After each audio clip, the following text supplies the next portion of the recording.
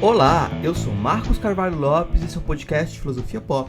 Esse é o nosso episódio número 173 e recebemos o filósofo, desembargador e historiador Alfredo Thier para continuar nossa conversa da semana passada. Na semana passada conversamos sobre direito como filosofia, essa semana vamos conversar sobre Montesquieu.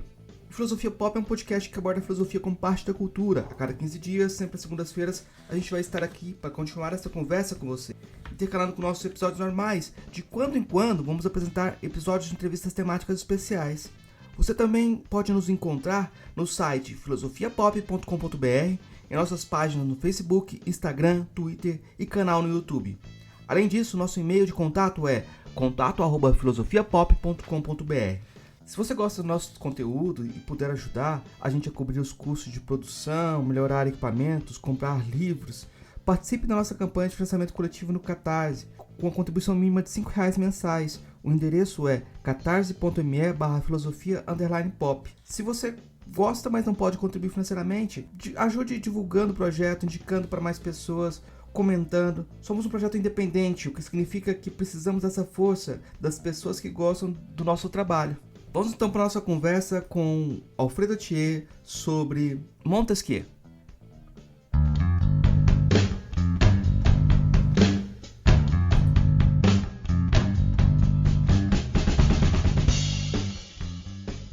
Hoje a gente continua conversando com o professor Alfredo Thier. Ele continua em Itu, e nossa conversa hoje é sobre Montesquieu, que foi objeto de um livro dele, uma tese, e a gente vai tentar aprender um pouco mais sobre esse autor. Eu me sinto aqui na posição privilegiada de quem pode aprender, porque no Montesquieu realmente eu tenho uma douta ignorância, assim. Realmente a gente conhece muito pouco do Montesquieu, ouvi falar só. Então, ele é um autor muito mal celebrado, e isso é um dos pontos que o Alfredo chama atenção, né? Como esse autor merece mais atenção. Mas eu vou começar perguntando para o professor Alfredo, justamente aquela pergunta que os filósofos fazem, mas agora eu vou fazer uma pergunta mais biográfica mesmo, para quem não conhece também se aproximar também. Quem era essa figura que a gente chama de Montesquieu? Bom, Marcos, é legal estar com você aqui de novo conversando. E sobre essa questão do desconhecimento, né? Você viu lá no finalzinho do meu livro, eu ponho uma citação do próprio Montesquieu, que está no Spicilégio, em que ele diz assim que a obra dele vai ser mais aprovada do que lida. E, nossa, que incrível, né? Que espetacular ele ter dito isso, porque foi exatamente isso que aconteceu. Bom, o Montesquieu era um nobre, nasceu no interior da França. Ele recebeu do tio um cargo, o cargo de juiz no parlamento de Bordeaux, né? Os parlamentos eram mais órgãos eram órgãos, ao mesmo tempo, de conhecimento de determinadas ordenações reais e aprovação ou não dessas ordenações, quer dizer, órgãos da nobreza, mas eles eram, na verdade, verdadeiros tribunais, né? Tinham determinadas atribuições. E lá no parlamento de Bordeaux, onde ele foi président mortier, quer dizer, o presidente de uma câmara de julgamento, ele conhecia de causas penais. Bom, mas isso para ele era uma função. Bordeaux era uma cidade bastante viva, assim, do ponto de vista das suas relações, não apenas no interior da França, mas também fora da França, né? Quer dizer, era uma cidade meio, assim, aberta demais a influências diferentes daquelas que eram o mainstream da França. Então, por exemplo, a questão do protestantismo, a existência de uma tradição de rebeldia, de revolta, não é? que a gente vê, por exemplo, no Montaigne e no La Boétie, né? Que jovem morreu depois de ter participado da revolta contra o absolutismo, né? E a abertura de contato também com a Inglaterra. A gente não pode esquecer que uma das coisas que o Montesquieu fazia era produzir vinho, né? E era um vinho de qualidade reconhecida. Hoje, nem tanto. A região dele lá na região de Bordeaux é Grave. Grave é relevante, assim, do ponto de vista da produção de vinhos, mas não é hoje, digamos assim, a melhor, mas na época já era muito reconhecida. E havia muito comércio desse vinho com a Inglaterra, sobretudo. Bom, mas o Montesquieu foi, então, juiz no Parlamento de Bordeaux, e ele achava que isso era uma carga muito pesada. Eu aventei a hipótese no livro de que o sonho dele era ser diplomata. Ele queria ter um cargo de diplomata. E ele, inclusive, usou a sua nomeação para a Academia Francesa, que ele consegue, depois de ele ter se apresentado ao cardeal Fleury e ter feito, digamos assim, uma penitência muito grande das críticas que ele tinha feito à própria academia, né? Quem leu as cartas persas vê isso claramente, né? Uma coisa assim devastadora, né? As críticas que ele faz à academia francesa e à própria cultura francesa em geral, né? Mas ele faz ali uma retratação e aí ele ingressa na academia francesa e ele usou isso provavelmente porque ele queria alcançar essa função diplomática. Foi imediatamente, ele vendeu o cargo dele de juiz, né, porque eram cargos penais, não eram você podia comercializar ou deixar para alguém, assim por diante, mas ele vendeu esse cargo, e ele então entra na Academia Francesa e aí ele vai fazer a sua viagem europeia, né, que se diz assim em termos assim, nobres, é o périplo, né, o périplo europeu. Mas aí ele está escrevendo suas várias obras, que são obras interessantíssimas, assim, por exemplo, a obra sobre a grandeza dos romanos, grandeza e decadência dos romanos, é uma obra muito interessante, em que ele faz ele trabalha com os romanos, como ele se dedicou ao direito, ele é um dos tantos juristas da história da filosofia, né?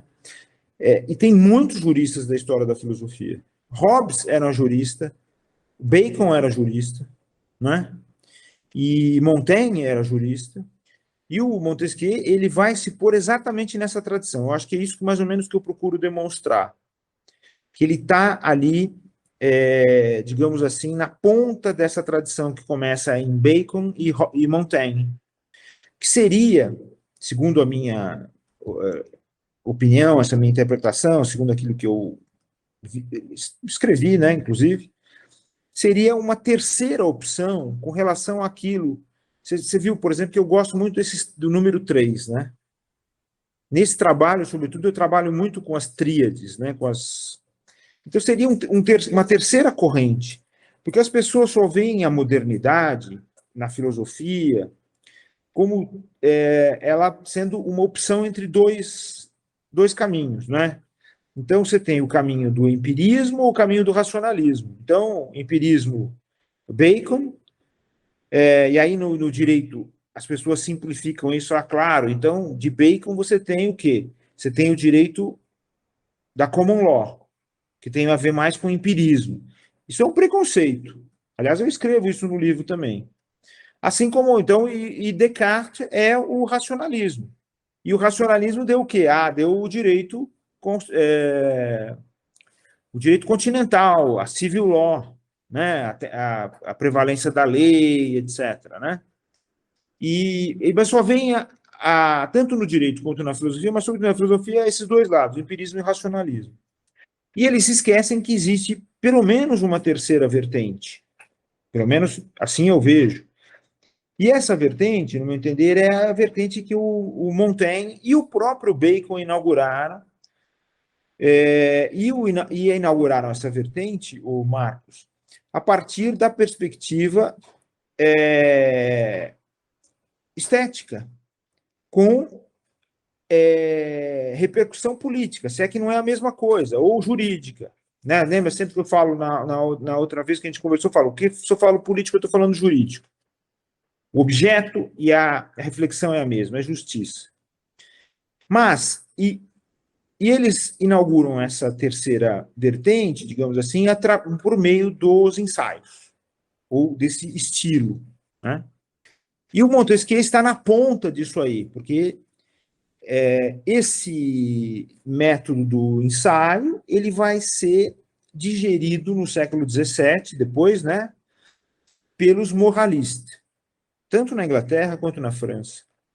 Mas, por causa de Montesquieu, França, sobretudo.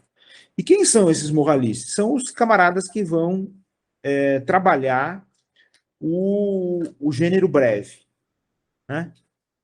E, portanto, são em várias vertentes, várias perspectivas. Então, La Rochefoucauld, La Bruyère, né? La Rochefoucauld, La Bruyère, Pascal e La Fontaine também. Né? Bom, La Fontaine nem sempre é citado, mas eu acho que ele tem uma importância muito grande aí. Muito bem. Se você pensar na tradição do direito, quer dizer, sobretudo o direito medieval, que é uma grande subversão do direito romano, você vai encontrar o estilo de escrita e de defesa de uma determinada concepção do direito nos tratados, que permanece até hoje. Né? Você tem os tratados de tudo. Tratado disso, tratado de direito penal, tratado de direito civil, tratado de direito constitucional, tratado. E há uma obsessão por esse estilo do tratado. Bom, a forma breve, ela se contrapõe a esse estilo.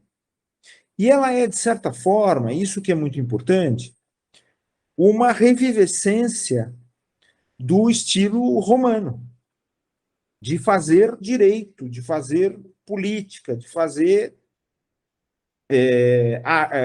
literatura. Né?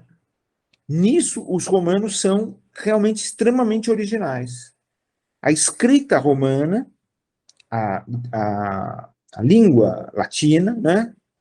No direito, sobretudo, mas em tudo, ela é uma língua que se compraz com a brevidade. E ela quer alcançar o seu objetivo, quer tocar a realidade a partir da brevidade. A brevidade é uma preocupação muito grande, assim eu penso, né, em você não se distanciar da realidade. Para isso, então, tem um último capítulo de um livro que você não leu ainda, mas se você vai me dar o prazer de ler esse livro, eu vou ficar muito feliz, que é A Reconstrução do Direito. Que é um livro chato, difícil, mas eu vou reescrever, porque ele é a minha dissertação de mestrado, e que foi publicada muitos anos depois pelo Fabres, né, pelo Sérgio Fabres, lá de Porto Alegre. E ele é um livro difícil porque ele é um livro de batalha contra a tradição do direito que pesou sobre mim durante os anos que eu vivi na faculdade de Direito, na graduação. E mesmo na pós, quando eu fiz o meu mestrado lá atrás. Porque essa tradição ela estava ligada a essa coisa do discurso da autoridade, o discurso do tratado, a reverência, a submissão e assim por diante. Eu me revoltei muito cedo com relação a isso. Sabe, quando eu entrei na faculdade, eu te contei a história lá outra vez, não sei se eu contei ao vivo, mas eu entrei porque eu fiquei apaixonado pela movimentação política no interior da faculdade. E quando eu fui no primeiro ano, eu me desiludi com aquilo, porque não era nada daquilo, era um monte de gente falando um monte de coisas que você tinha que decorar, que você tinha que devolver da forma como era apresentada.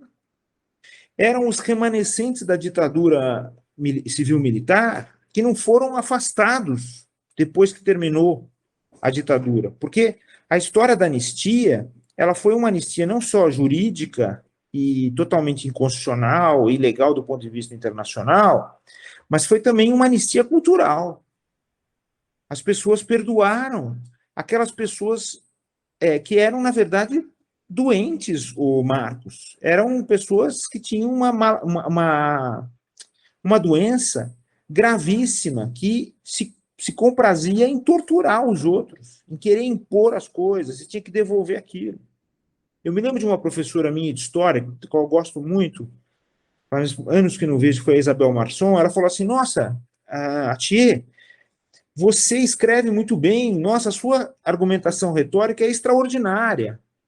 É claro que vocês lá na Faculdade de Direito têm aula de retórica. Eu falei assim: não, você aprende isso na prática, porque você tem que se desdobrar para que você seja um duplo de todos os professores. Todos eles exigem que você seja exatamente aquilo que eles acham que são. E aí você constrói a sua retórica na prática, porque você precisa, ao mesmo tempo, ser conservador, marxista. Tinha um professor marxista que era uma exceção na faculdade, que era o Alaor Café Alves, né? Mas quando eu tive aula com ele, lamentavelmente, eu já estava vacinado com relação àquele tipo de marxismo, que até hoje, tem muitos representantes no direito, né? Por exemplo, o Mascaro. Ele é um representante do marxismo. Um marxismo totalmente ilusório, que não existe mais. Nem o Marx mesmo era aquilo, né? Mas isso ainda está presente. Ninguém se deu ao trabalho de ler, por exemplo, o trabalho do Roberto Lira Filho, que mostrou no seu livro que o Marx não tem uma teoria do direito em lugar nenhum. E você não pode extrair isso assim a fórceps e querer transformar uma teoria, uma crítica muito assim bonita, assim muito bem feita por Marx, num dogmatismo, numa dogmática. Não dá para transformar, né? Bom, mas e nessa minha dissertação, então, que chamava-se Sobre a Alteridade para uma Crítica da Antropologia do Direito, eu fiz esse meu cavalo de batalha. Então, eu faço uma revisão de tudo aquilo que era a colonização brasileira, a colonização americana, a colonização do direito, e mostro quais são os caminhos para a libertação dessa colonização. O que é engraçado é que eu vejo hoje em dia o pessoal escrever tanta coisa sobre como é que fala? Hoje em dia o pessoal usa o termo Decolonial, decolonial. Eu acho horrível. descolonial. Porque em português você não usa decolonial, nem. Isso é coisa de espanhol ou coisa de inglês. No Brasil a gente fala descolonial, né?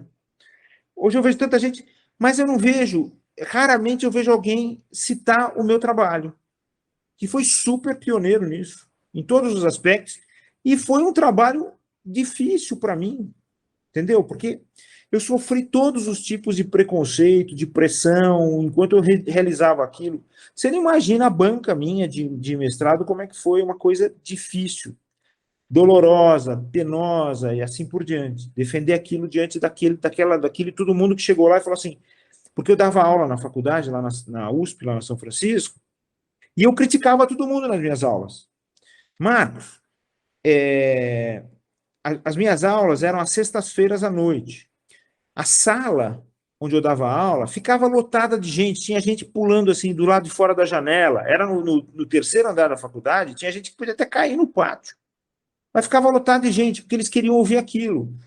Eu explicar para eles o que era a antropofagia, o que eram os rituais romanos da morte, e mostrar para eles como aquilo como é que o direito se expressava ali. E as pessoas ficavam fascinadas com aquilo e iam lá assistir, né? Bom, mas veja, e todas as críticas que eu fazia a esse pessoal, as pessoas foram para a minha defesa de dissertação dizendo assim, nós vamos responder a tudo isso que você fez contra nós, entendeu? Nós vamos recolocar os pilares da faculdade no lugar, e aí estava lotado de alunos, foi uma luta, foi uma batalha enorme aquela lá, né? Puxa, agora me lembrei deu até uma sensação estranha, juro, mas não era para isso que eu estou falando sobre esse texto, mas eu queria dizer que era voltar a esse texto, em que eu mostro a ligação dos romanos, por isso que eu falo da questão da ligação do estilo breve com a realidade, porque o direito romano era um direito das coisas. Então, nesse aspecto, era um direito real, não porque falasse de posse, propriedade, detenção, não é isso. Porque realmente ele derivava das coisas, né? Os romanos diziam que a jurisprudência era a ciência das coisas divinas e humanas. Divinarum atque humanarum rerum notitia. Pronto. Iusti atque injusti scientia. Pronto.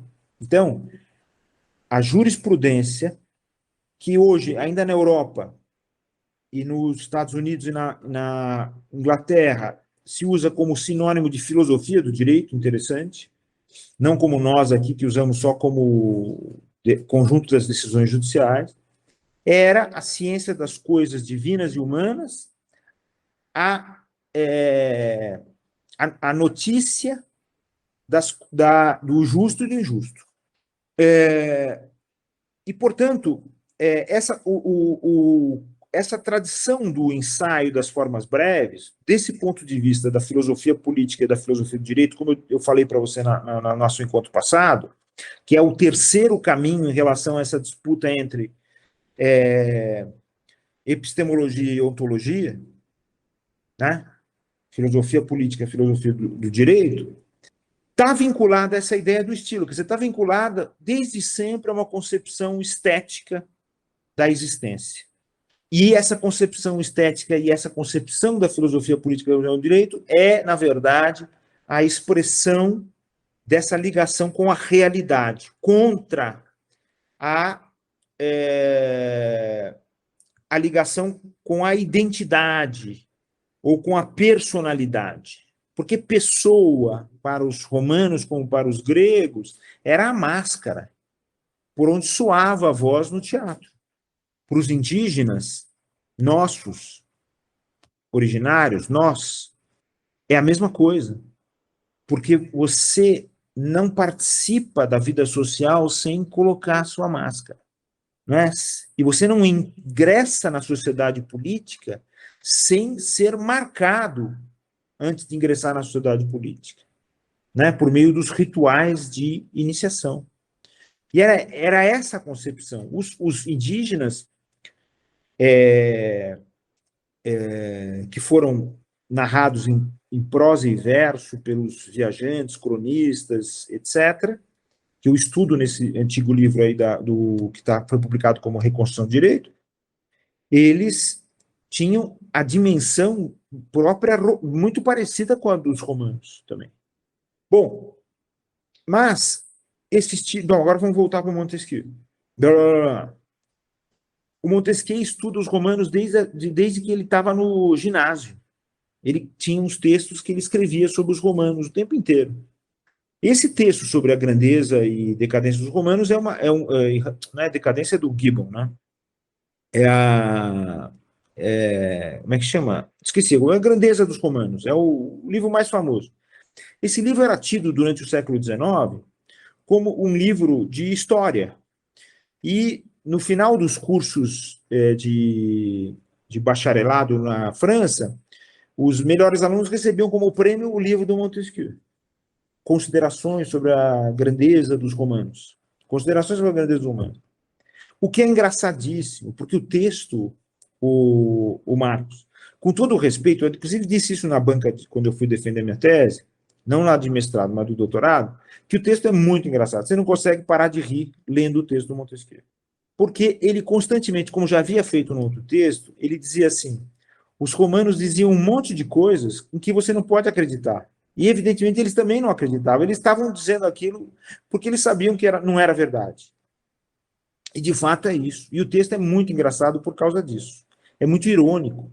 O texto do Montesquieu, o estilo dele, assim como qualquer outro texto das formas breves, seja o ensaio em Montaigne e em Bacon, tem uma distinção aí entre eles, mas agora não importa. Seja nas formas breves das máximas, do pensamento, dos caracteres e das fábulas, é sempre muito engraçado, é sempre assim muito irônico. E o Montesquieu tem um texto extremamente irônico. E isso é uma coisa muito interessante, porque você precisa ter um espírito irônico ou uma abertura para esse espírito para se aproximar de um texto assim. E mesmo você precisa estar. E aí, você sabe que essa é uma das razões do pessoal não entender Montesquieu e ter medo de ler. E ler errado, propositalmente, porque não consegue se aproximar do texto. Você tem que estar muito bem resolvido consigo mesmo para ler um texto irônico. Para você sacar que, às vezes, você é o objeto dessa ironia, de ter fábula narrato. Às vezes não é você. Às vezes as coisas que você faz é objeto dessa ironia. Mas você precisa dialogar com essa ironia e você precisa ser um pouco irônico também e ver o mundo dessa forma para você poder se aproximar. E o texto dele é muito irônico em relação a tudo.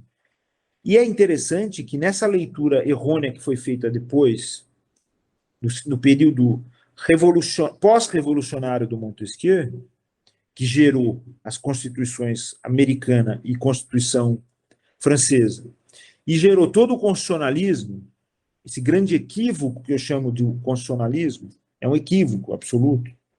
Mas, isso está num outro livro que vai sair agora esse ano, que já te falei, Direito Constitucional e Direitos Constitucionais Comparados. Uma das razões é que as pessoas não tinham segurança suficiente para entender um texto irônico. E fizeram, com relação ao Montesquieu, isso que é grave, a mesma coisa que a teoria jurídica medieval fez com o direito romano. Ou a teoria tardia, antiga e medieval, né, quer dizer, portanto, Justiniano, aí, o Império Bizantino, né, o Império Romano do Oriente, né, o remanescente do Império, né, fizeram e influenciaram todo o direito durante a Idade Média e depois vão prejudicar muito aquilo que existe hoje em termos de direito. Porque o nosso direito, na verdade, não vem, nem o nosso, nem a common law, apesar da common law ter maior proximidade com o direito romano do que o direito continental, mas eles negam muito o direito romano, claro, porque eles vão adotar o direito romano, coisa que o Montesquieu negou, eles vão adotar a perspectiva da autoridade. E o direito romano, ele só defende a autoridade de forma irônica, para sobreviver. Os juristas romanos são muito interessantes, são muito hábeis nesse sentido. São extremamente hábeis. Tem que ler esses juristas, porque é uma outra visão de mundo. Quer dizer, a pessoa fala, não, as nossas raízes são romanas. Não é verdade. As pessoas cortaram os laços com essas raízes. Muito bem. E por que para mim interessa o Montesquieu? Por causa do estilo e por causa da sua concepção da política e do direito, que tem a ver com esse estilo e que é uma preservação da antiguidade. As frases do Montesquieu, elas são, às vezes, mais sintéticas do que as frases latinas dos autores que ele leu. Ele fazia um esforço, ele contorcia todo para criar uma expressão breve para dizer tudo naquela expressão. E dizer mais ainda numa expressão mais curta do que os romanos diziam na sua apresentação. Então, o estilo dele está ligado a essa leitura das formas breves, por meio dos moralistas do século XVII, né, que são esses que eu referi, Montaigne e Bacon, mas ele é também o do verdadeiro jurista. Aliás, eu só reconheço a importância nas proposições de determinados autores quando eles são, de fato, verdadeiros juristas e recompõem isso. Por exemplo, Hobbes. Eu tenho vários problemas de conversar com Hobbes, claro. Mas eu tenho que dar a mão à palmatória no instante em que ele faz a distinção, que é uma distinção importantíssima para os romanos, entre direito e lei. Ius e lex. Né?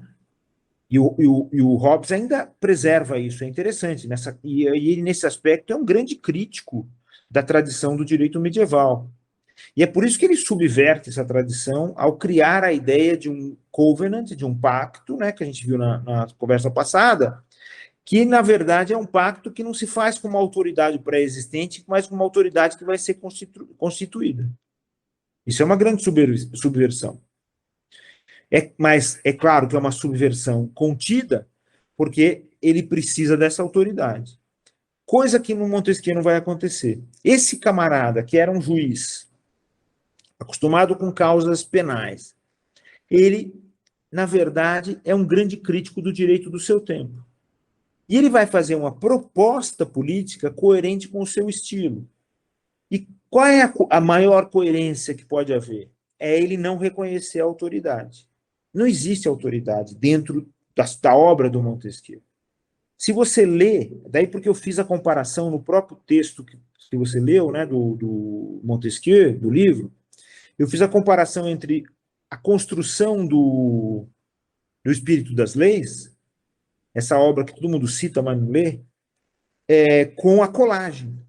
Porque é muito interessante. Se você lê e relê o texto do Montesquieu, você percebe que tem textos que parece que ele tirou de um lugar e colocou em outro, propositalmente. Como se ele estivesse compondo uma tela e ele pudesse usar os elementos da escrita. Olha só que interessante. Isso só a forma breve permite. Porque o tratado não. O tratado é uma coisa chata, pesada, coerente. Isso aqui, o antecedente, o consequente, blá, blá, blá, blá, blá. A lógica formal. A lógica formal que nunca caberia aos romanos. Nem o Aristóteles reconhece a lógica formal como pertencente ao direito ou à política. Para Aristóteles, a lógica do direito e da política é a lógica material. É a lógica dialética, aliás. Não é, né? Não é a logique silogistique, mas é a logique dialétique no Aristóteles. E os romanos aprenderam isso com a leitura do Aristóteles. Deixa eu só fazer uma pergunta para te para colocar um outro na sua conversa, porque eu acho que esse é o ponto. Esse é o ponto.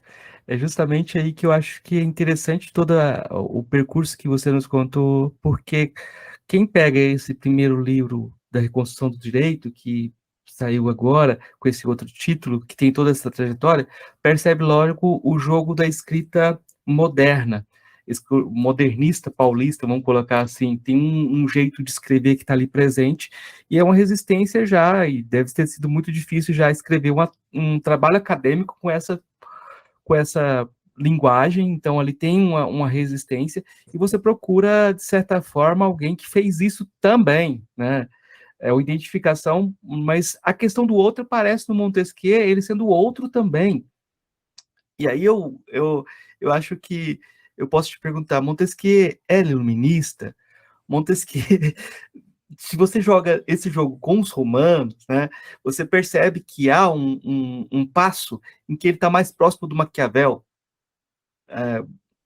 em termos que eles até se encontram no inferno para dialogar depois, mas, mas existe um lugar em que ele é o outro também, na escrita, né? Existe esse diálogo das cartas persas, né? Então, eu acho que ele é um autor muito importante para aquilo que você está fazendo como projeto geral, que é mostrar como a política é soterrada, né? E como esse autor, talvez, ele tenha alguns escombros para nos trazer, assim, ele não fez parte desse soterramento das alteridades. Agora eu falei um bocado de coisa, agora eu devolvo a bola.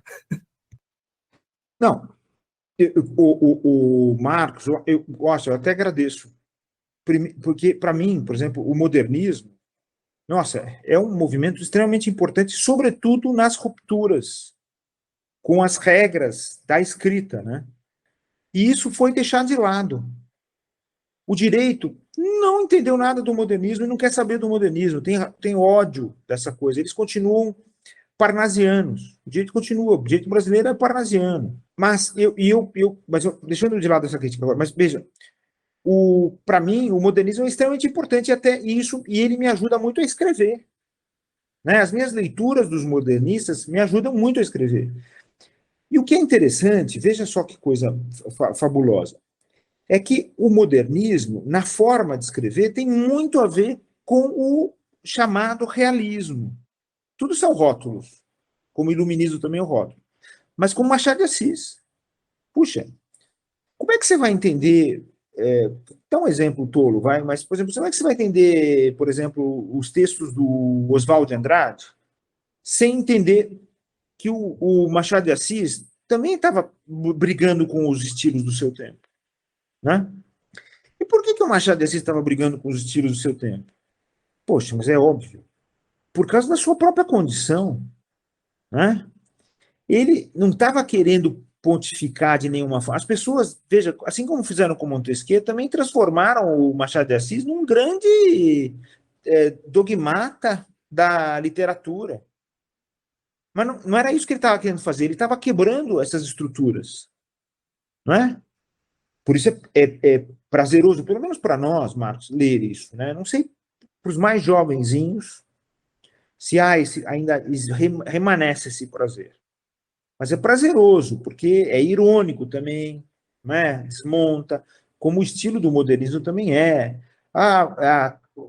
Quebrar as vírgulas, quebrar um monte de. Utilizar muito a linguagem oral, referências orais, né? Para um povo, que eu acho isso muito importante também, que somos nós, que somos orais. Nós não somos povo da escrita, nós somos orais.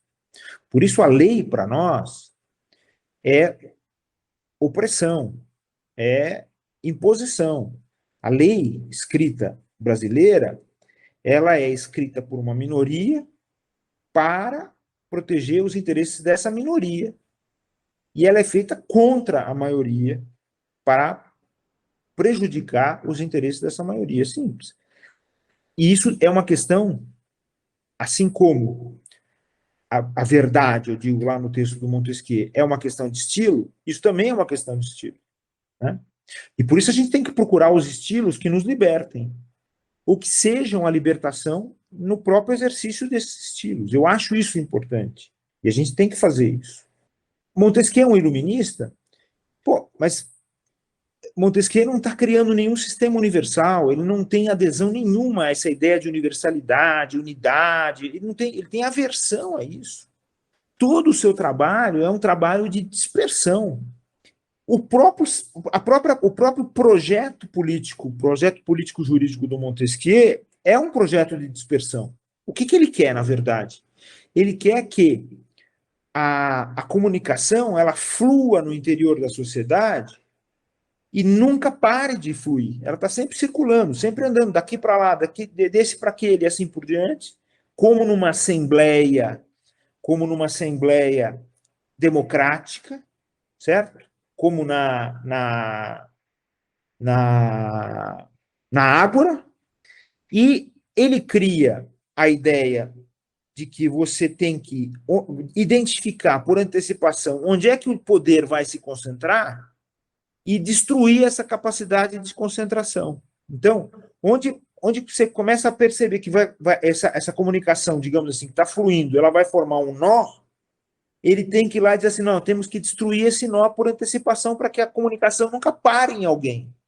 Nunca haja alguém que vai falar por todo mundo e que vai assumir o poder por todo mundo. Então ele não estava criando um sistema de tripartição de poderes nem aqui, e nem na China, da qual ele falava muito. Ele falava muito dos povos asiáticos, ele referia, inclusive, a questão dos povos africanos, ele ironizava os europeus. O despotismo em Montesquieu, diversamente do que interpretaram todos os autores do direito, sobretudo, inclusive a própria tradição do Bobbio, que é um autor tão simpático, tudo, mas ele também interpretou errado Montesquieu. O Bobbio, no meu entender, é um autor extraordinário, mas ele tem dificuldade exatamente com autores como Montesquieu, onde não tem essa coisa do poder presente, firme, impositivo. Onde tem uma coisa dispersa, ele vai ter dificuldade de entender e de ler esses autores. Então, ele teve dificuldade de ler Políbio, por exemplo. Políbio é importante para Montesquieu, para mim também é muito importante. Porque o Políbio é uma testemunha de que aquele espírito da eclesia, da eclésia, da assembleia ateniense, ele vai ficar incrustado dentro de todos os helenos, todos os de origem helênica, todos os gregos, né, como a gente diz. Mas o Montesquieu não é um partidário da tal da anaciclose. Não é. O Montesquieu, ele propõe um regime de liberdade, que não é nem monarquia, não é república, não é nada. Não é despotismo, por óbvio. O despotismo que o Montesquieu reconhece é o dos europeus. Ele está ironizando a Europa quando ele fala do despotismo. Ou seja, ele está ironizando a si mesmo. É o constante essa capacidade que ele tem, como você referiu com felicidade, de se colocar como outro, de ser alteridade. Né? De ser alteridade. E ele então vai. Então é interessante, por exemplo, na questão da escravidão, ele diz assim: veja só a crítica que ele faz, é muito engraçada até, porque ele diz assim: se os príncipes europeus fossem cristãos, eles não seriam favoráveis à escravidão. Então, a própria forma como eles se identificam é um problema. Né? Então, tem alguma coisa errada, inclusive, na própria identidade. Então, é muito interessante a crítica que ele faz à escravidão e a esse amparo da escravidão numa postura de identidade europeia. Isso é muito do nosso tempo, não é? Isso é muito para nós. Quando a gente pensa na permanência do racismo, na permanência do preconceito, da xenofobia, etc, etc, etc. Bom, mas o Montesquieu, então, ele é o primeiro autor que vai sair totalmente do seu ambiente seguro e vai visitar os outros ambientes e vai trazer esses outros ambientes como uma crítica. Por exemplo, tem um texto, tem um capítulo no Espírito das Leis, em que ele faz um grande elogio ao cristianismo. No capítulo seguinte, bem ao modo da escrita antiga, por exemplo, Tucídides, ele vai mostrar como a religião dos indígenas é superior ao cristianismo. E vai acabar com o cristianismo no capítulo seguinte. Claro, ele diz assim, que o leitor tem que preencher muitos espaços do que ele está escrevendo, porque ele corre muitos perigos, o Montesquieu ainda, né, no seu tempo. Ainda ele corre muitos perigos. Como ele correu quando o Espírito das Leis foi para o Index, ele teve que escrever uma defesa do Espírito das Leis, né? Ele teve que se explicar muitas vezes, ele teve que revisar o texto muitas vezes, ele teve que responder a acusações de espinosismo no texto, ou de robesianismo, quando, na verdade, ele usou muito do Spinoza e usou muito do Hobbes no texto, mas ele teve que se defender dessas acusações. Mas voltando a essa questão que é interessante das tríades, né? O Montesquieu também trabalha com uma tríade, ele fala dos três regimes, o despotismo, a monarquia e a república. Subdivide a república em democracia e aristocracia. Mas ele está fazendo essa abordagem, isso é muito interessante, até de um ponto de vista histórico. Ao mesmo tempo que é geohistórico, digamos assim, né? Espaço e tempo. E as pessoas acham que não, que ele está falando sobre como se tudo tivesse ali presente, ali no mesmo lugar e no mesmo tempo. Mas não, ele está falando isso, ele tem essa perspectiva de abertura, né, de uma pessoa que é um viajante, que é um camarada que olha a sua própria realidade a partir de uma perspectiva externa. Mas, embora não tenha possibilidade, como hoje nós temos, de ir a esses outros lugares, mas ele viajou para esses outros lugares nos livros, né? E nas gravuras que percorriam, né? Na sua apreciação da arte, não é? Mas ele tem as tríades, e a outra tríade é essa fake tríade do judiciário, legislativo e executivo. Então, nesse texto aqui, eu espero ter deixado claro que essa é uma falsa visão do Montesquieu. Tem um outro texto que eu escrevi, ainda prosseguindo as reflexões sobre ele, que se chama O Poder da Ausência, que está num livro que foi organizado pelo Eugênio, acho que é Eugênio Aragão, que foi ministro, que é um livro sobre a reflexão sobre a prisão do Lula, especificamente. E nesse livro eu mostro, assim, mais claro do que está aqui no Montesquieu, no livro Montesquieu, nesse texto eu mostro que Montesquieu não apresentou uma tripartição de poderes, como Locke também não tinha apresentado. Só que, em Locke, o poder que não existe, que não é o terceiro, quer dizer, portanto, não é o terceiro, que é o terceiro ausente, como eu chamo, é o legislativo. Em Montesquieu, o terceiro ausente é o judiciário. Porque ele diz que o judiciário nunca pode ser um poder do Estado, nunca pode ser um órgão do Estado. Ele pertence à sociedade. Ele diz claramente isso. Engraçado que os juristas e os juízes, sobretudo, promotores, etc., que ficam escrevendo sobre direito e falam muito do Montesquieu, eles vivam dizendo assim que o Montesquieu tem a concepção daquilo que é o judiciário, que nem os americanos criaram esse judiciário, é importante dizer. Porque ele diz assim, não, o judiciário tem que ser mais ou menos o seguinte, os cidadãos, vamos dizer assim, hoje, cidadãos e cidadãs, são chamados para compor um corpo de quem vai julgar, eles julgam, depois se dissolve e eles voltam para a sociedade. Assim, eles vão julgar sabendo que serão julgados e sabendo que são também objeto de julgamento. E, portanto, não pode haver um Senado, ele dizia assim, portanto, um órgão específico que se intitula Poder Judiciário. Não pode haver um judiciário como órgão do Estado. O judiciário, a capacidade de julgar, tão terrível entre os homens, ela deve pertencer à própria sociedade. E a sociedade tem que temer o julgamento e não os juízes e as juízas. Né? E, portanto, não existe judiciário nessa tripartição ilusória aí. Não tem. O que existe, só existe duas coisas. Você tem o legislativo, o parlamento, na verdade, não o legislativo, o parlamento, e aquele que vai exercer o poder executivo. No tempo do Montesquieu, o rei.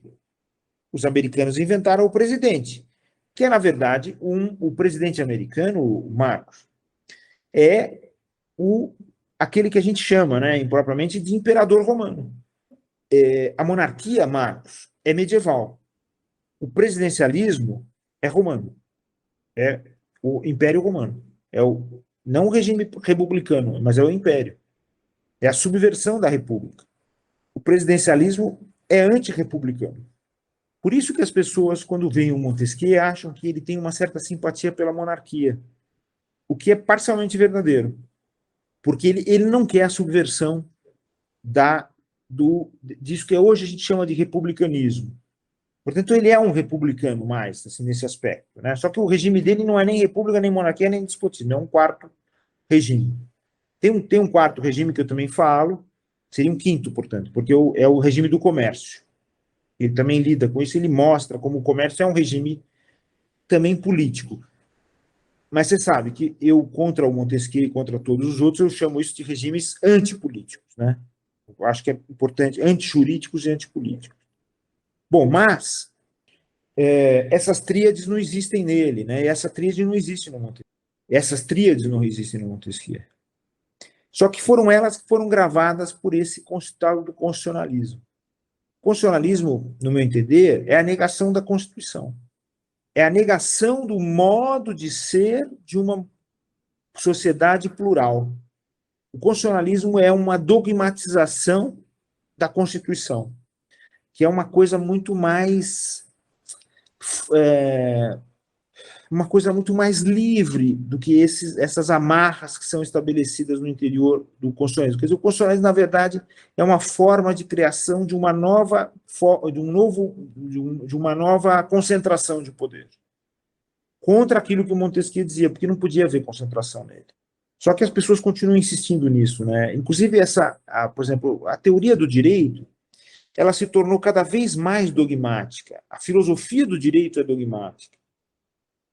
Por exemplo, eu contesto muito essa influência, por exemplo, da ideia de hermenêutica, exegese, etc. e tal, porque isso são formas de dogmatismo. A gente estava conversando um pouquinho antes de entrar no ar aqui sobre o ambiente do direito, que é um ambiente sem debate explícito, em que as pessoas têm que se elogiar, porque senão elas são excluídas. Eu sou contra isso, claro. E sou responsável por isso, pago por isso também, claro, todos nós pagamos. Mas a hermenêutica tem, dentro do direito, ela tem outros caminhos, claro, que você pode encontrar, mas dentro do direito ela tem uma natureza muito ligada à, à teologia, claro. Os religiosos gostam muito do direito brasileiro. Engraçado, eles se dão bem, né? Antes, os católicos, sobretudo claro, os religiosos monoteístas, não estou falando das religiões múltiplas e que não tem essa fixação na presença de deuses ou de um Deus só, né? Que nunca se encontra, porque os monoteísmos são engraçados, né? Pô, eles brigam até entre si. Mas dentro deles, eles também não conseguem encontrar essa figura unitária, né? Estão sempre disputando. Mas essas religiões monoteístas, elas têm uma fixação grande pelo direito, é um amor enorme pelo direito, que é esse direito que é o antidireito, no meu entender, né? Que é essa política que é a antipolítica. O direito não é isso, o direito nunca foi isso. O direito não é construção de autoridade. Por que a pessoa se submete a um processo jurídico? Para resolver um problema? Deveria ser isso. E era assim entre os romanos, digamos, né? Numa visão assim um pouco agora assim literária mais do que propriamente histórica. Mas aqui não. No nosso caso, no mundo que nós vivemos, não apenas no Brasil, mas sobretudo aqui, porque o Brasil ainda vive a sua colônia. O passado colonial não existe no Brasil. O passado colonial é o presente colonial. Mas aqui a pessoa se submete ao processo jurídico exatamente para se submeter à autoridade. Quer dizer, ela sofre um processo de conversão. Então, na verdade, não existe propriamente um direito no Brasil. Você tem um antidireito no Brasil, né? Por isso que a gente não admite direitos humanos, não admite participação, não pensa em democracia, a gente tem dificuldade disso tudo, né? Bom, mas agora eu estou fazendo uma digressão enorme, Deixa mas é, eu. é uma homenagem ao Montesquieu também. Sim, eu Fala. acho que aí tem uma. Eu sempre dou minhas interpretações assim que são divergentes também, porque é outra perspectiva também. Mas eu acho que tem uma coisa muito interessante nessa fuga da reificação, né? É como se o Montesquieu estivesse o tempo todo falando, não, não deixe o poder coagular, não deixe a coisa parar, não deixe a água parada dominar o cenário, né? E a gente tem muito dessa água parada como a nossa norma, né? É como se o direito fosse o reino da prosa absoluta, aquela prosa que não tem espaço para nenhum riso, nenhum siso. Mas, mas eu queria te fazer uma pergunta também, colocando também nosso riso e nosso siso, que é a pergunta remetendo ao refrão do Caravanas, do Chico Buarque. A culpa deve ser do sol, Alfredo Atier. Como é que a gente lida com essa dimensão do Montesquieu, de atribuir aos climas, aos comportamentos das pessoas, etc. Até que como a gente vai lidar com a acusação de xenofobia, né? Colocando os romanos como padrão. Esse é um ponto interessante. Como um brasileiro lê isso? Bom, legal. É também, digamos assim, a construção, digamos assim, do espírito das leis, é importante essa ideia, né? O espírito. Porque esse esprit é tido, assim, a interpretação que se faz é racionalista. Quer dizer, não é que ela é racionalista, ela é produto desse rótulo que é o racionalismo. Quando, na verdade, o espírito das leis, no Montesquieu, ele tem a ver mais com esse estilo que eu estava referindo, que é, na verdade, o espírito, na verdade, significa engenho. e não a razão das leis, né? E ele é tão engenhoso que até as leis fazem parte dele.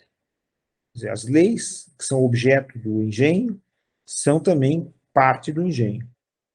E aí ele fala de vários aspectos que comporiam esse engenho das leis, né? Nesse aspecto, né, que tem essa coisa de dizer que o Montesquieu é um autor rococó, né? Antibarroco, um autor que critica justamente aquilo que existe no barroco, que é justamente essa fixação da autoridade, né? Essa celebração da autoridade e essa performance da autoridade, né? Então, o, o rei do Montesquieu não tem performance, né? Ele não é o rei do Hobbes. Peraí que eu preciso ligar na tomada aqui, senão vai cair a bateria. Peraí. Ele não é o rei celebrado na música barroca, né? Não. Esse rei do Montesquieu é uma figura assim apagada. Bom, mas voltando ao espírito das leis. Então ele compõe ali, diz assim, olha, eu não falo nesse livro sobre as leis, eu falo sobre o seu espírito, né? E, e ele diz que, analisando a variedade das coisas, ele encontrou determinados princípios.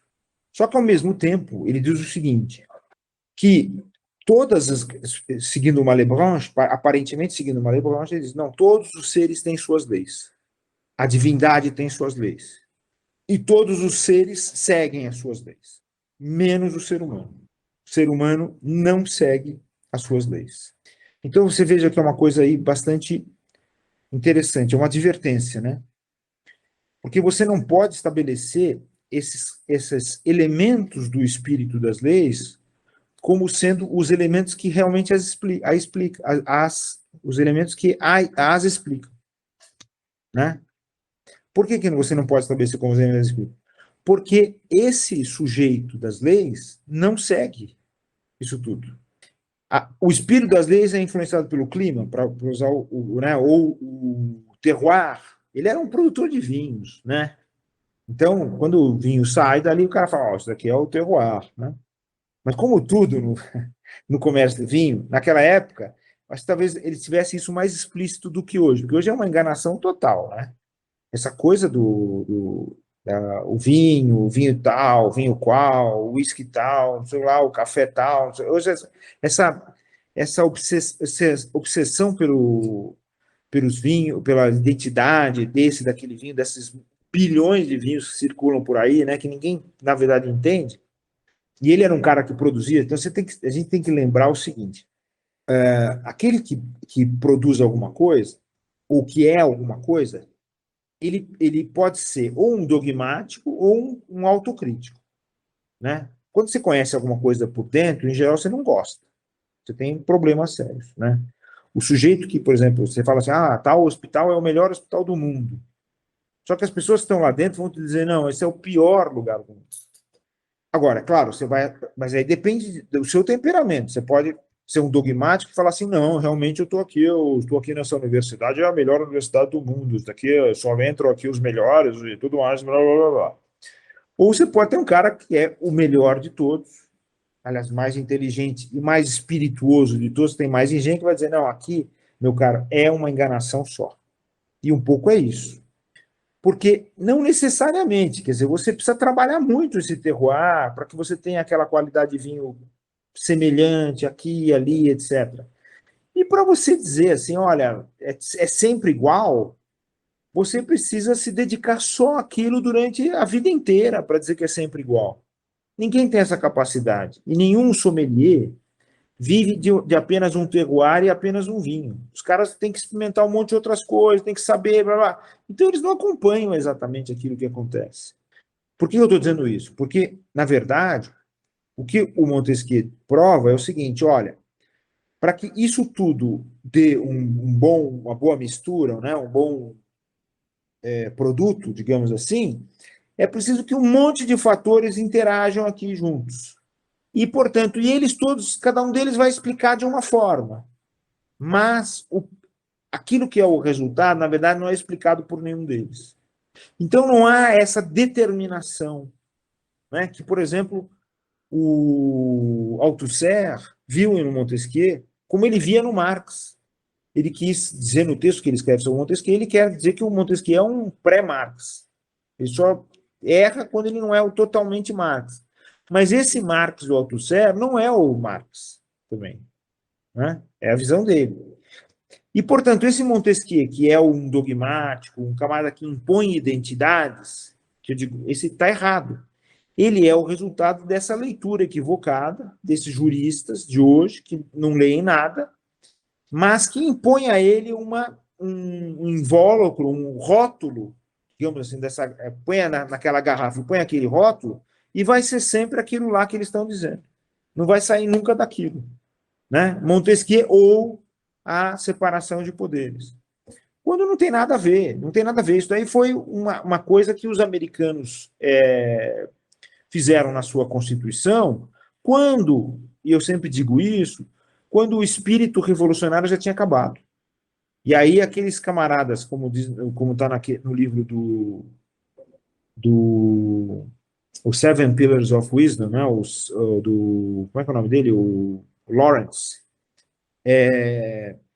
Depois que terminou toda a Revolução Árabe lá no Oriente Médio, aí os camaradas de poder é que foram tomar as decisões. Aqueles que fizeram a revolução, os rebeldes, os que tinham ideias criativas, os que queriam mudar, transformar, foram colocados de lado, os jovens, dizia o T. Lawrence, né? Foram colocados de lado, e quem foi resolver foram os velhos, ou seja, em outros termos, aqueles sujeitos lá da ditadura, que foram anistiados, é que resolveram o futuro da humanidade depois dessas revoluções. Ou seja, aqueles caras que nós queríamos depor é que assumiram o poder depois de nós para dizer assim, olha, a partir daqui o mundo vai ser assim. E eles impuseram essa máscara de controle, essa máscara de liberdade, que é essa ideia da tripartição e assim por diante. E fizeram da leitura do texto do Montesquieu adequada a essa concepção de mundo que tinham, que era contrária à concepção de mundo dele. Né? Como é que um cara que escreve, ironicamente, sobre os romanos, que escreve as cartas persas, como é que esse cara escreve o Espírito das Leis? Estou citando o Espírito das Leis aqui porque é a mesma coisa, mas as pessoas não leem o Espírito das Leis assim. Né? Eles dizem que é uma obra de maturidade. Eles levam a sério, inclusive, aquela coisa da obra de 20 anos, que é, na verdade, um lugar comum que ele usa. E, muito provavelmente, eu levanto essa hipótese, que eu acho que é a mais bonita de todas, é uma homenagem do Montesquieu ao Montaigne, porque o Montaigne tinha dito a mesma coisa, a obra de 20 anos. Mas, de qualquer forma, era um lugar comum da formação dele, porque ele estudou entre os oratorianos. O Bernard Lamy usava esse termo, a obra de 20 anos, entendeu? Mas eles usam isso aí como se realmente fosse uma obra de maturidade que tivesse apagado todos aqueles equívocos da juventude, quando na verdade não. E quando ele fala, a minha obra de 20 anos, é que o Espírito das Leis está sendo publicado exatamente 20 anos depois das cartas persas. Ele está dizendo assim, olha, vocês têm que ler o Espírito das Leis junto com as cartas persas. Como Wittgenstein não disse, você não pode ler essa obra sozinho, você tem que ler o Tratatus e as investigações filosóficas. É a mesma coisa, só que o Wittgenstein foi explícito. O Montesquieu não, porque ele era muito mais sutil, muito mais, assim, nossa, o estilo dele é uma coisa maravilhosa e apaixonante. É diferente de um Rousseau, que não explica as coisas, né? A gente viu na nossa conversa passada, ele não explica como é que as pessoas se abandonam à Assembleia para virarem súditas. Não, o Rousseau. Mas o Montesquieu, não, ele faz questão de dizer assim, olha, vejam, tenham dúvidas sobre essas coisas todas que vocês estão lidando. Isso é muito, muito legal, né? E isso se apresenta também, como eu falei, quando eu falo no livro, interpreto também, Na epígrafe do livro, Prolens, Lematre Create, e na escolha de Corrédio. Eu também sou pintor. Por que ele escolhe Corrédio e não escolhe ou Rafael, por exemplo? Aí eu trabalho com isso aí também, blá, blá, blá, blá, blá. Você sabe disso que você leu o texto, você me deu o prazer, você é o leitor desse. Bom, mas não, eu tenho recebido assim coisas muito legais do pessoal que trabalha aí, né? Como foi na banca, foi muito gostoso também. E mas é isso. Estou falando Eu, muito. eu acho que é interessante ver esse texto como caminho, porque é como se o ponto de chegada fosse a conversa passada, de certa forma. Ele está se desdobrando, né? Mas eu vou ter que te fazer, professor, 3 perguntas que eu faço para todos os convidados. São perguntas singelas, aquelas que você lida sempre com elas. A primeira delas é: o que é filosofia? A filosofia é Platão e o que veio depois dele assumindo assim dogmaticamente a concepção que ele teve. Então, remodelando essa minha resposta. A filosofia é a forma como depois dele as pessoas leram Platão. Porque mesmo para Platão era um negócio mais bonito assim, do ponto de vista estético, né, de construção, etc e tal. A filosofia é uma prisão do pensamento, né, nesse aspecto. Mas não do, quer dizer, mas isso a gente fala isso, parece que está citando Heidegger ou o próprio Wittgenstein. Mas a gente também não pode levar essa afirmação também do ponto de vista dogmático, né? Porque há muitas filosofias, né?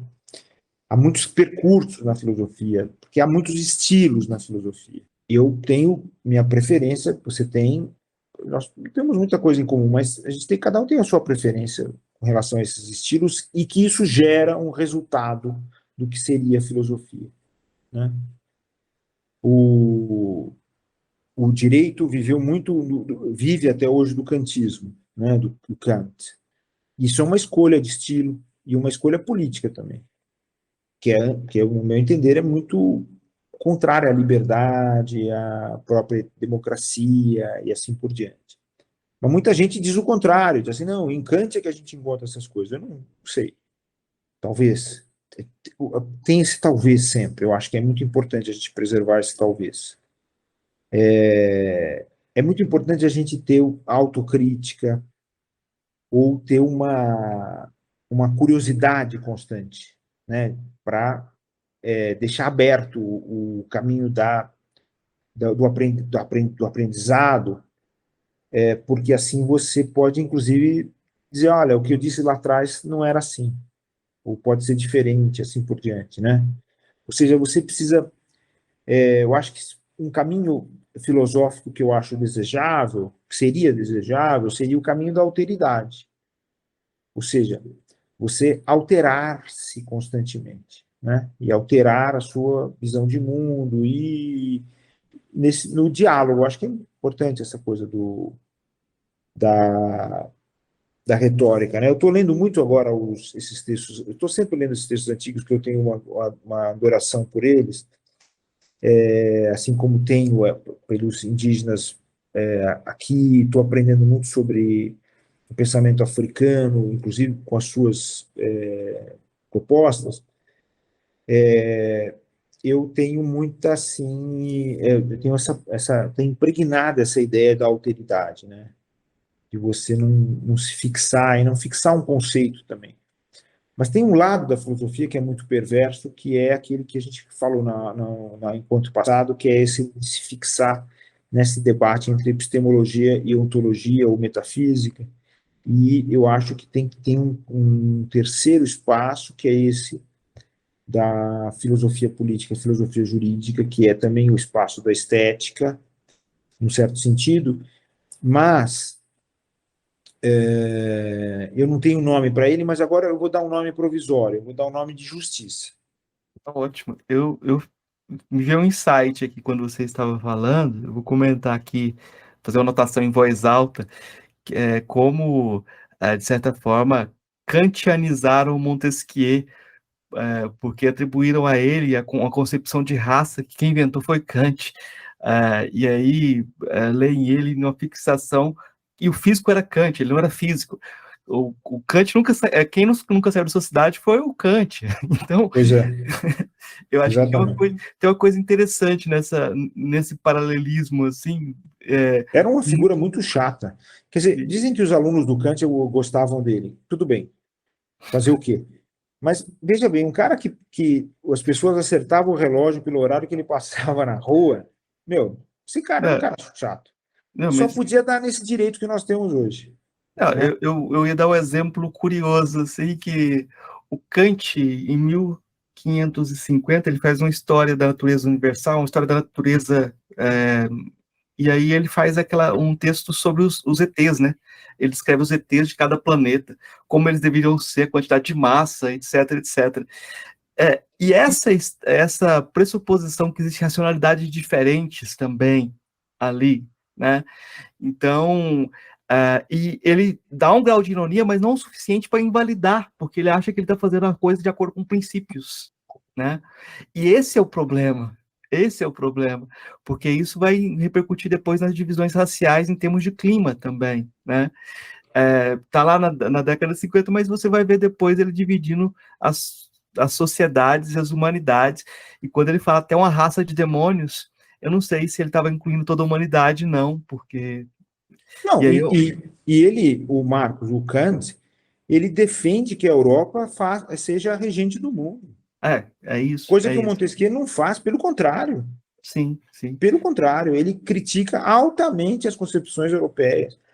E o Kant não, ele diz assim que a Europa teria que mandar no mundo. Não, uma coisa que eu acho simétrica é o trabalho do William Amo, que é um filósofo negro que estava lá na Alemanha, e ele usou o direito romano para criticar a instituição da escravidão, dizendo que não, se você pegar o direito romano, qualquer povo conquistado se torna cidadão, né? E eu acho muito interessante que a concepção de raça vai surgindo e em 1750, mais ou menos, ele volta para a África, não dá mais para ele ficar na Europa. Não, e E. tem uma coisa muito importante uma coisa, Marcos, que é fundamental, que eu trato lá na Reconstrução do Direito, que é sobre a alteridade. Uhum, No direito romano, por mais estranho que isso possa parecer, no direito romano, o escravo é pessoa, exatamente. não é É isso. coisa. Exatamente. É isso que o Amo deve ter utilizado. A tese dele sumiu, porque. Por que a tese dele sumiu? A gente não sabe. Mas eu vou te fazer a segunda pergunta e vou deixar essas anotações aqui para quem quiser continuá-las. Mas a segunda pergunta é a seguinte: qual foi a filósofa ou filósofo que mais impressionou daqueles que você conheceu pessoalmente? A Marilena Chauí, com que eu tive aula, é uma figura realmente impressionante, assim, cativante, muito estudiosa, muito esforçada, muito comprometida, radiante. Outro filósofo que eu conheci e que tive assim, uma relação muito legal com ele, no direito especificamente, foi o Aloysio Ferraz Pereira, que estudou com Merleau-Ponty na França, estudou com Heidegger na Alemanha, e ele tinha um compromisso muito grande assim com um direito que fosse mais libertário. Eu conheci pessoalmente, convivi muito com ele. Todo domingo a gente ficava conversando na biblioteca da casa dele ali no Pacaembu, depois saía para comer uma pizza e a gente, nossa, eu tive uma época que eu convivi muito com ele. Claro, o outro filósofo que eu também convivi muito e gostei muito, gosto muito dele também, é o Renato Giannini Ribeiro, claro. É, e também o Sérgio Cardoso também, que eu também tive aula e também convivi muito com ele, também gostei muito. Então, são esses filósofos, eu fiz questão de citar filósofos brasileiros, brasileira e brasileiros, né? Porque a gente tem muita coisa legal aqui. Bom, agora eu vou fazer uma confissão também aqui. Eu já fiz isso em outros momentos. Mas eu me descobri um pouco filósofo quando eu tinha aula com o Celso Laffer, de Filosofia do Direito, que era uma figura extremamente charmosa, na postura, no modo de falar e assim por diante. E ele, então, e me inspirou muito para pensar muito na filosofia como uma vocação. Então, eu também vou citar o Celso Laffer também, que é uma figura maravilhosa. Então, esses daí. Mas eu faço questão de falar sobre os brasileiros, porque a gente está sempre voltado para o que não é brasileiro, né? Outro dia, por exemplo, uma pessoa que disse que me admirava muito e gostava das minhas ideias e não sei o que lá, falou assim, escrevi um texto e é um texto que parte das suas ideias. Aí eu falei, que legal, quero ler. Aí eu fui ler o texto e ela pega e cita no início Hannah Arendt. Ótimo. E o meu nome está numa nota de rodapé, só. E ela tinha dito que o texto era sobre mim, sobre a inspiração, etc e tal. Por quê?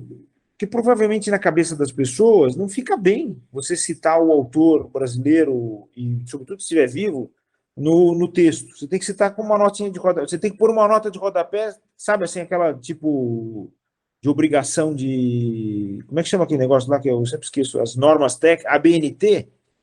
É isso, pô. Quer dizer, a pessoa não reconhece o valor dessas pessoas, né? Eu acho, pessoalmente, vou dizer uma coisa. Lembra que eu te falei da minha vaidade, da originalidade no conto passado? Eu vou te dizer uma coisa para você. Eu acho que eu inovei muito e influenciei muito, inclusive, os meus próprios mestres. Eu vejo isso naqueles com os quais eu estudei. Claro, eu mudei, aprendi, mas eu vejo nos textos deles, posteriores a terem se encontrado comigo, mudanças também. Fora de papo. Não vou citar aqui agora, porque aí seria uma vaidade absoluta, mas num próximo encontro eu prometo a você que eu vou citar e vou dizer para vocês, olha, nesses textos aqui dessas pessoas que foram meus mestres, eu estou presente aqui, aqui e ali, eu vou mostrar para você. Olha só, hein? Antropofagia jurídica é isso mesmo, antropofagia geral é isso mesmo. Como depois de ter me encontrado com você, Marcos, você vai fazer parte também sabe, dos meus trabalhos. Isso é muito importante. Sim, sim, a gente tem que se Eu me valorizar. lembro de uma vez de um elogio que até o Aloysio fez ao Pontes de Miranda, e que é verdadeiro, que o Pontes de Miranda ele cita um aluno dele numa obra. Pô, isso aí é raríssimo, porque em geral o camarada que te dá aula, ele acha que as suas ideias são dele depois, entendeu? Ele incorpora aquilo, mas ele fala, não, isso daqui é meu. Escreve Eu artigo trago. junto, né? Tem aquela coisa, É. artigo junto. Mas eu vou te dizer, professor, que podia ser pior. Já aconteceu comigo, com os amigos, eles escreveram uma tese de doutorado sobre a popularização da filosofia, o fenômeno da filosofia pop. E aí eles pegaram um texto meu, um texto de dos outros dois professores, Charles Feitosa, outros professores, fizeram uma análise muito banal, e no final falaram que era biopolítica do neoliberalismo, e citaram Foucault no final das contas. É por aí. Ou quando então, mas também tem coisas piores quando a pessoa pega aquilo tudo que você falou, escreveu, etc e tal, e não cita você, né? Também isso também existe muito. Pois é muito legal você ver como as pessoas são. Elas nem argumentam com você, elas te colocam o Foucault. O Foucault tá certo, então acabou. Mas todo mundo escreveu sobre Foucault, todos esses caras escreveram sobre Foucault, é melhor que essa pessoa que fez a tese. Mas agora eu também fui presunçoso, mas tudo bem. Mas a última questão talvez seja complementar à anterior, mas ela é: qual é o seu filósofo favorito? Bom, claro, o Montesquieu é um deles, Montaigne é outro, o Pierre Clastre teve uma vida curta, mas uma obra maravilhosa que eu sempre visito. Sim, e eu gosto de um autor, por incrível que pareça, que você também adora, que é o Richard Rorty. Gosto muito dos textos dele. Não tive ainda a possibilidade de trabalhar mais esses textos, mas agora, dialogando com você, eu acho que eu vou conseguir fazer isso também. Professor, para fechar a nossa conversa de hoje, eu queria pedir indicações. O que que você. A gente já falou um monte de autores aqui, mas eu acho que é o momento de você citar alguma coisa que é um outro também para o nosso ouvinte. O que que você indicaria para o nosso ouvinte? Leitura, filme? O que você quiser indicar? Música? O que achar interessante? Eu lembro que eu falei para você que eu gosto muito de música, né, e que eu aprendi a música e a ler música antes de outras línguas, né? Então, eu queria que as pessoas visitassem mais os grandes revolucionários da música, né? Então, hoje eu vou citar, até por influência dos meus filhos, eu vou citar, vou convidar as pessoas, vou fazer só um convite, a ouvirem o Miles Davis. Muito. Não tem letra, e eu acho que as pessoas ouvindo o Miles Davis vão se tornar revolucionárias, vão se tornar rebeldes, como devem ser. Revoltarem-se, como devem revoltar-se. Minha indicação vai no meio do caminho da sua, mas eu tô lembrando de um livrinho que chama Um Conto sobre Duas Utopias, do Paul Berman. Aí tem um capítulo sobre Frank Zappa e Ravel. Zappa e Ravel. Eu tô Legal. indicando Frank Zappa justamente por Muito isso, né? legal. Porque a argumentação do autor é como o rock ajudou a modificar o sistema político. As pessoas desejavam coisas que não eram permitidas naquele contexto político. É como se você pensasse em 1984, tem a perspectiva de alguém que quer a teoria e de alguém que quer o prazer, né? E o prazer tem muito mais poder de transformar isso um poder que não é considerado, né? E eu acho que aí tem duas coisas, essa lembrança desse autor e a indicação do Frank Zappa justamente por esse poder de subversão. E aí eu vou citar para a gente fechar bem o Tom Zé. Nossa, Tom Zé, ótimo. A gente fecha muito bem citando o Tom Zé e acompanhar o trabalho do Tom Zé, o que ele tem feito e o que ele abre de possibilidade de pensamento também é algo que vai ser curtido ainda por Jorge Maltner também. Sim, sim. E eu agora lembrei que você falou disso aí do Stravinsky, os textos do Stravinsky, tanto os orais dele, quanto, sobretudo são orais, né? São as entrevistas dele, são muito legais também. É isso aí. É isso. Professor, muito obrigado. Queria agradecer muito a conversa de hoje, pela paciência e por esse diálogo. E se eu tiver considerações para fechar nossa conversa de hoje, alguma coisa que queira divulgar? Primeiro, o senhor tem que ser abolido, porque a gente não pode mais preservar a cultura do senhor e da sinhá num país de subversão da visão humana.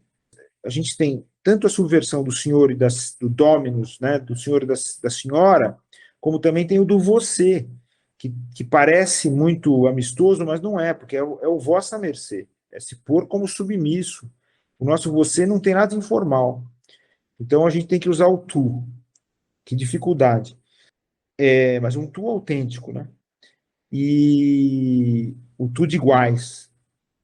E a outra é que eu gostei muito de conversar com você, gostei muito de conhecer, eu acompanhei vários do Filosofia Pop, e esse seu trabalho é maravilhoso, Marcos. Então, eu estou muito feliz de ter participado dele, e eu saio outro daqui, e eu espero que a gente continue esse nosso trabalho conjunto, nossa conversa sempre, sempre, sempre.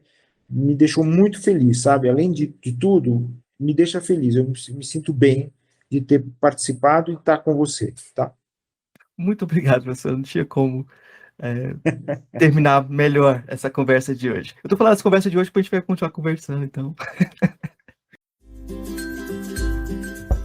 Ei, gostou do nosso episódio? Apoia a gente lá no Catarse, é só R$5 por mês, o preço de um cafezinho. Ajuda a gente a continuar divulgando a filosofia no Brasil. catarse.me/filosofia_pop.